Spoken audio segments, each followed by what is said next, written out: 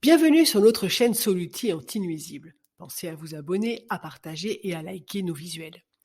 Le frelon asiatique Vespa velutina arrive en France en 2004 via des importations de poteries chinoises. C'est une espèce classée invasive qui représente un risque réel pour l'apiculture et la biodiversité.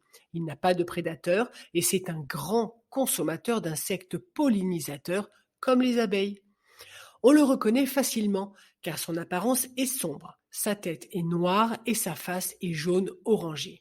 L'abdomen de l'insecte comporte un gros anneau orangé. Ses pattes sont bicolores noires près du thorax et jaunes à leurs extrémités. Le dard du frelon asiatique est identique à celui de son cousin européen, mais il peut traverser des tissus plus épais. Il est capable de pulvériser du venin à distance et de piquer en rafale. Sa dangerosité dépend de plusieurs facteurs: le nombre et l'emplacement des piqûres, l'âge de la victime, son état de santé et sa réaction au venin, et le risque de suraccident en voulant fuir les insectes.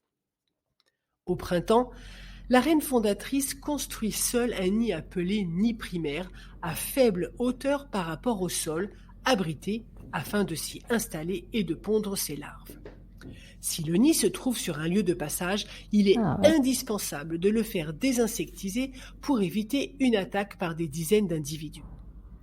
Quand l'activité du nid est à son apogée et que sa capacité primaire est saturée, les ouvrières peuvent construire le nid secondaire entre juillet et octobre qui abritera plusieurs centaines d'individus.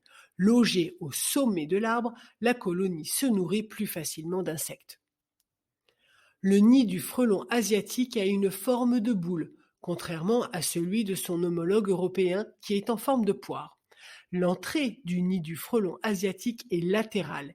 Il est fabriqué à base de fibres de cellulose mâchée récupérées en grignotant des arbres à proximité. Les frelons peuvent être très dangereux. Réagissez au plus tôt en contactant un spécialiste. En cas de piqûres multiples, ou des difficultés à respirer, contactez les urgences. En cas de besoin, nos professionnels sont à votre disposition.